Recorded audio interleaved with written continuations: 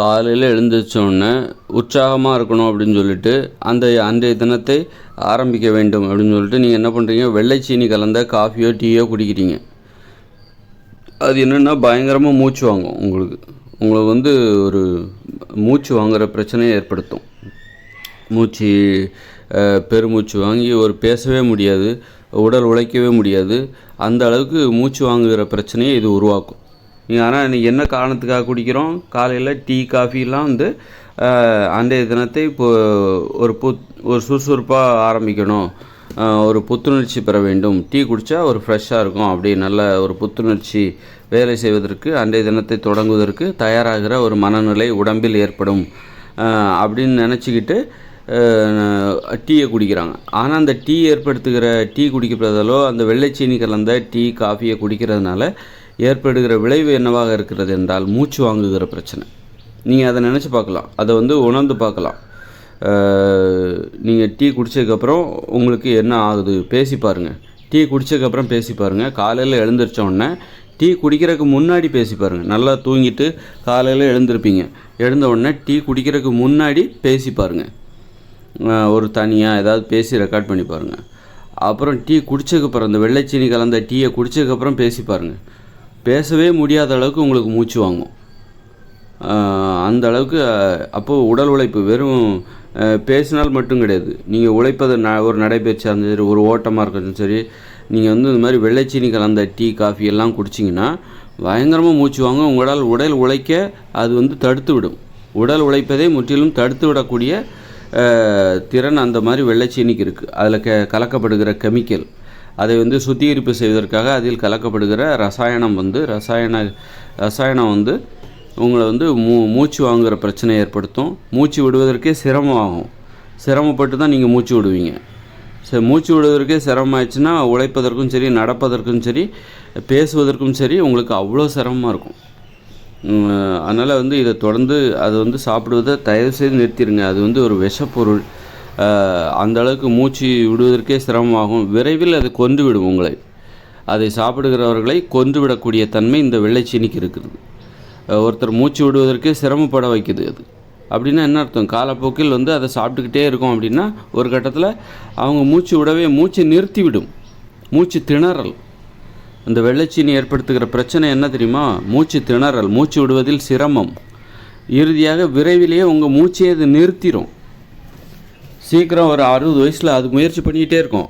ஒவ்வொரு நாளும் முயற்சியில் முன்னேறி கொண்டே இருக்கும். நீங்கள் அதை ஆர்வமாக தினமும் 2-3 டீ குடிப்பீங்க. ஒவ்வொரு நேரம் அது ஒரு டோசேஜ் மாதிரி உங்கள் உடம்புக்குள்ளே போய்கிட்டே இருக்கும். ஒரு மாத்திரை மாதிரி போய்கிட்டே இருக்கும். ஒரு கட்டத்தில் என்னாகும், ஒவ்வொரு நாளும் ஒவ்வொருத்தரும் ஒரு 4-5 டீஸ்பூனாவது அவங்க ஒரு 4-5 டீ குடிக்கிறாங்கன்னா, ஒரு நாளைக்கு ஒருத்தர் 3 டீ குடிக்கிறார் அப்படின்னா ஒவ்வொரு டீக்கும் ஒரு 1.5 ஸ்பூன் டீ வெள்ளைச்சீனி போடுகிறார். அப்போ 3 டீ குடித்தா 4.5 டீஸ்பூன் அவர் சீனி கலக்கிறார், வெள்ளைச்சீனி கலந்து குடிக்கிறார். அப்படி பார்க்கும்போது ஒவ்வொரு நாளும் ஒருத்தர் 5 டீஸ்பூன் வெள்ளைச்சீனி கலந்த உணவுகளை சாப்பிடுகிறார். அதாவது டீ, உணவு, வேறு ஏதாவது ஒரு 5 டீஸ்பூன் உடம்புக்குள்ளே போய்கிட்டே இருக்குது. மாத்திரை மாதிரி 5 டீஸ்பூன் வெள்ளைச்சீனி போய்கிட்டே இருக்குது. அப்போ அவங்களுக்கு என்ன ஆகும்னா மூச்சு திணறல் ஏற்படும், மூச்சு விடுவதில் சிரமம் ஏற்படும். கடைசியாக அது மூச்சையை நிறுத்திவிடும், சீக்கிரமாக நிறுத்திடும். உங்களை சோம்பேறியாக்கும், பேச விடாமல் செய்யும். பேசினாலே மூச்சு வாங்கும், பயங்கரமாக மூச்சு வாங்கும். அப்புறம் உங்கள் மூச்சு அது நிறுத்திடும். அது ஒரு விஷப்பொருள். அதை போய் காலையில் இருந்துச்சோடனே ஒரு டீயில் கலந்து சாப்பிட்றீங்க, விஷத்தை கலந்து சாப்பிட்றீங்களே. அப்படிலாம் நம்மளே நாம் கொல்லலாமா? அப்படி என்ன அடிமைத்தனம் அதன் மீது, அந்த டீ மீது அப்படி என்ன அடிமைத்தனம்? நானும் ரொம்ப நாளாக அதை நிறுத்துவதற்கு முயற்சி பண்ணி இப்போ விட்டுட்டேன். கடந்த ஒரு வாரமாக நான் அந்த டீ குடிக்கிறதே நிறுத்தினேன். அதன் மூலம் வெள்ளைச்சீனி சாப்பிடுவதும் இப்போ தடுத்து நிறுத்தப்பட்டு விட்டது. டீ குடிக்கிறதே நிறுத்திட்டேன். இப்போது திரும்பவும் ஒரே ஒரு நாள் குடிச்சு பார்த்தேன். எல்லாமே ஒரு பரிசோதனை முயற்சி தான். பரிசோதனை பண்ணி பார்த்து தான் நம்ம ஒரு முடிவை சொல்கிறோம். நான் எனது வாழ்க்கையில் ஏற்பட்ட பரிசோதனை முயற்சின்னு நான் சொல்கிறேன். இப்படி ஒவ்வொருத்தரும் சொல்கிறது எல்லாமே அவங்கவுங்க வாழ்க்கையில் ஏற்பட்ட அனுபவங்களை தான் அவங்க சொல்கிறாங்க. புத்தகத்தில் படிச்சுலாம் நாங்கள் சொல்லலை. அதனால் குடிச்சு பார்த்தாக்கா திரும்ப அந்த மூச்சு வாங்குகிற பிரச்சனை, மூச்சு திணறல். காலையில் பொதுவாக இந்த மாதிரி ஏதாவது வீடியோ போடுறதுக்கு பேசும்போது சிரமமே இருக்காது, சிரமமே இல்லாமல் பேசலாம். காலைல வேறு எதுவுமே குடிக்காமல் உட்காந்து நம்ம டீ குடிக்காமல் காஃபி குடிக்காமல் உட்காந்து பேசுவதற்கு ஈஸியாக இருக்கும், சிரமமே இருக்காது. சரி, இன்றைக்கி ஒரு டீ குடிச்சிட்டு பேசலாமான்னு பார்த்தா அவ்வளோ சிரமமாக இருக்குது. மூச்சு திணறல் தான் ஏற்படுது, மூச்சு பயங்கரமாக வாங்குது. அந்த டீயில் இருக்கிற அந்த வெள்ளைச்சீனி அந்த வேலையை அது பார்க்குது.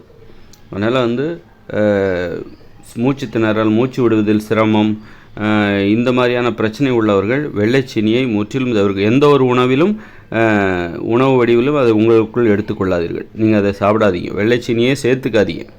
உப்பை குறைச்சி சாப்பிடுங்க. உப்பு, வெள்ளைச்சீனி இதெல்லாம் ரொம்ப மோசமானது. மூச்சு திணறலுக்கும் மூச்சு வாங்குகிற பிரச்சனைக்கும் மூச்சு விடுவதில் சிரமம் ஏற்படுகிற பிரச்சனைக்கும் உப்பெல்லாம் ஒரு மிக முக்கிய காரணம். வெள்ளைச்சீனி மிக மிக முக்கிய காரணம். அதனால் உப்பை குறைச்சிக்கோங்க, வெள்ளைச்சீனியை முற்றிலும் தவிர்த்து விடுங்க. அப்போ தான் வந்து அந்த மூச்சு விடுவது என்பது எளிதாக இருக்கும், உயிர் வாழ்வதே எளிதாக இருக்கும். இல்லைன்னா அது உங்கள் மூச்சை விரைவிலே நிறுத்திவிடும், உங்களை கொன்றுவிடும். நீங்கள் இப்போ காலையில் வெள்ளைச்சீனி கலந்து ஒரு டீ குடிக்கிறீங்கன்னா விஷத்தை கலந்து நீங்கள் டீ குடிக்கிறீங்க. உங்கள் டீயில், நீங்கள் அருந்துகிற தேநீரில், காப்பியில் நீங்கள் விஷத்தை கலந்து சாப்பிடுகிறீர்கள், விஷத்தை கலந்து ருசித்து சாப்பிடுகிறீர்கள்.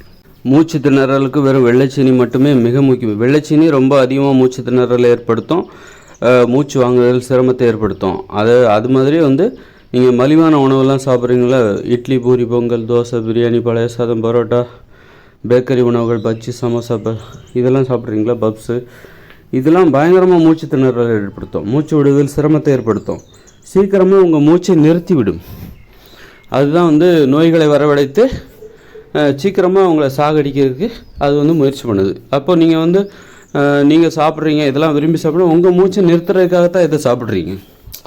இந்த உலகத்தில் வாழ்கிறதோட சீக்கிரம் போய் சேர்ந்துடலாம் அப்படின்னு நினச்சிட்டு கூட நீங்கள் சாப்பிட்லாம். உங்கள் குழந்தைகளுக்கு கூட நீங்கள் இதை வாங்கி கொடுப்பீங்க, ஆசையாக வாங்கி கொடுப்பீங்க.